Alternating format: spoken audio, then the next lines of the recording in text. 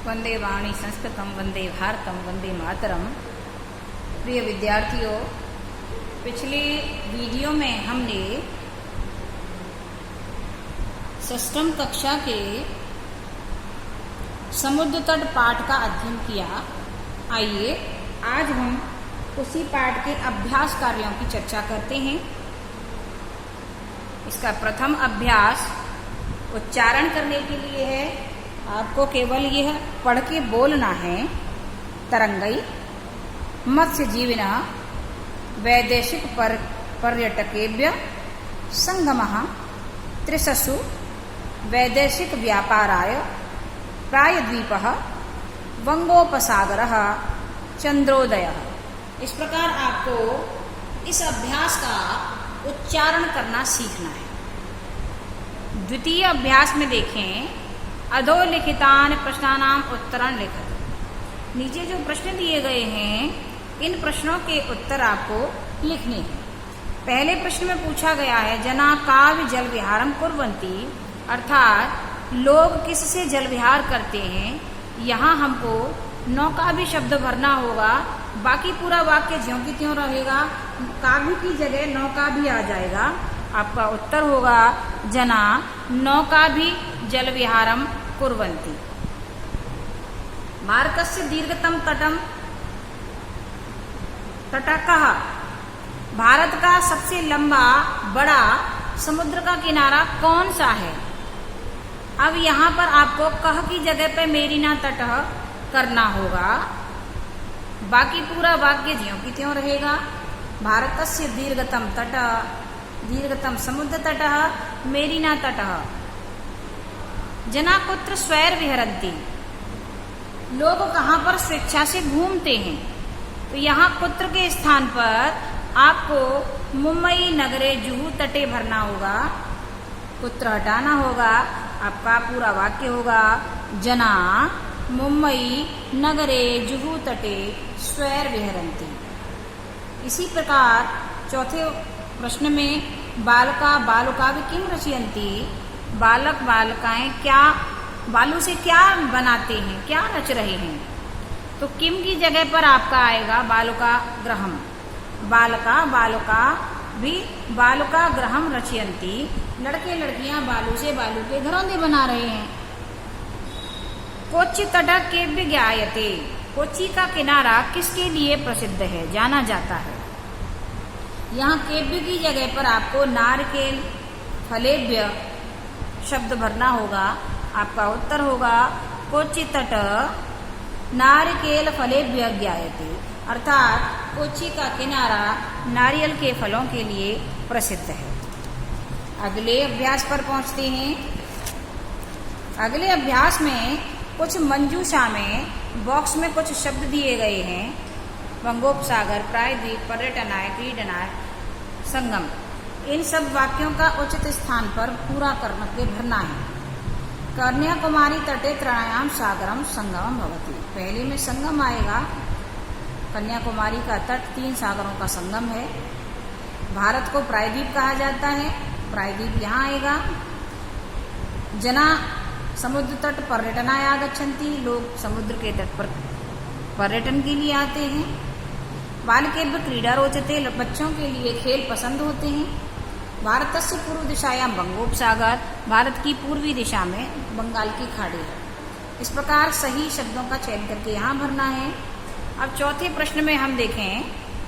चौथे प्रश्न में हमको सही शब्द के सामने सही विभक्ति वाला शब्द भरना है। समुद्र तट किसके लिए है, पर्यटन के लिए, पर्यटनाय। क्रीडकनम, खिलौना किसके लिए होता है, खेलने के लिए, खेलनाय। दुग्ध किस लिए होता है, ताकत बढ़ाने के लिए, पोषण के लिए, पोषणाय। दीपक किसके लिए होता है, प्रकाश करने के लिए, प्रकाशाय। विद्या किसके लिए होती है, ज्ञान के लिए होती है, ज्ञानाय। इस प्रकार हमें आमने सामने ही यहाँ से चयन करके उत्तर पुस्तिका पर लिखना है। 5वें अभ्यास कार्य में देखें, हमको इन कोष्टक में दिए हुए शब्दों को तृतीया विभक्ति में परिवर्तित करके रिक्त स्थानों की पूर्ति करनी है। तो बालिका का तृतीया विभक्ति होता है बालिका भी, कमल का तृतीय विभक्ति होता है कमलेन, कंदुक का तृतीय विभक्ति होता है कंदुकेन, अश्व का तृतीय विभक्ति होती है अश्वेन और मृग की तृतीय विभक्ति होती है मृगेन। इस प्रकार हम इसको पूरा करेंगे। इसके बाद अगले अभ्यास में आपको एक चक्र दिया है। इस चक्र में एक संज्ञा से विभिन्न प्रकार के 10 वाक्यों का निर्माण करना है। इन सब वाक्यों में रहीम जुड़ेगा और इस वाले चक्र में सब में तृतीया विभक्ति का प्रयोग होगा और ये शब्द ज्यों की त्यों लिखे जाएंगे। यानी सह का सहेन हो गया। तो यहां आपका प्रथम वाक्य बना, प्रथम वाक्य ये है आपका प्रथम वाक्य बना रहीम मित्रेण सह क्रीडति। यहाँ रहीम मित्रेण सह क्रीडति पहला वाक्य बना हुआ दिया हुआ है। दूसरा वाक्य देखें, यहाँ मैंने पूरा नहीं भरा है, आप लोगों को पूरे वाक्य भरने हैं। मैंने केवल विभक्ति चेंज करके लिखी है, यहाँ पर परिवर्तित करके लिखी है। दूसरे वाक्य में देखें हम, दूसरा खाना ये है हमारा रहीम द्विचक्रकायाम आपणम गच्छन्ति। रहीम द्विचक्रका से बाजार जाता है। तीसरा देखें, तीसरे में रहीम कमल है, कलम है, तो यहाँ कलम में एन लगाएंगे तो तृतीया हो जाएगी। रहीम कलमेन पत्रम लिखती, रहीम कलम से पत्र लिखता है। इसी प्रकार हस्तेन में हस्तेन कर देने से तृतीय विभक्ति हो जाएगी। रहीम हस्तेन कंदुकम छपति। रहीम नौकायाम, ये नौकायाम हो जाएगा।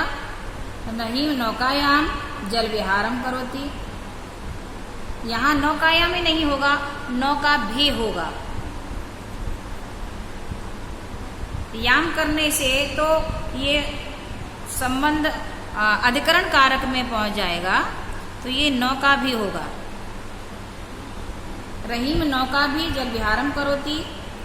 चौथे, पांचवें, छठवें में होगा रहीम चषकेन, चषकेन जलम पिबति, गिलास से पानी पीता है।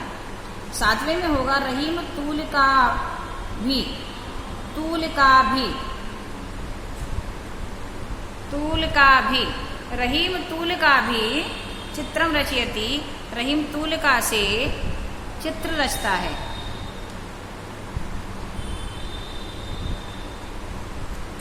ये होगा। आठवां होगा रहीम वायुयानेन, वायुयानेन, वायुयानेन ह्य आगच्छत्। रहीम हवाई जहाज से कल आया था। इस प्रकार हमको यह चक्र के दूसरे चक्र वाले वाक्यों में, शब्दों में तृतीया विभक्ति का प्रयोग करके वाक्य परिवर्तन करने हैं।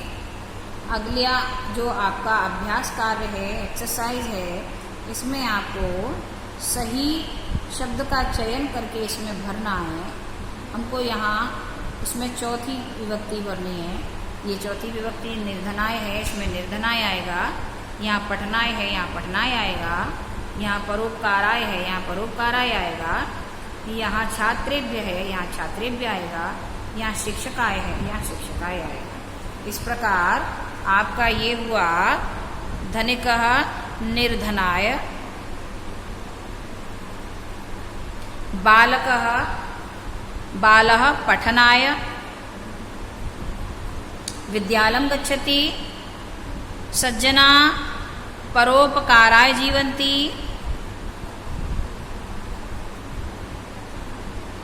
प्रधानाचार्यः छात्रेभ्यः पारितोषिकं यच्छति,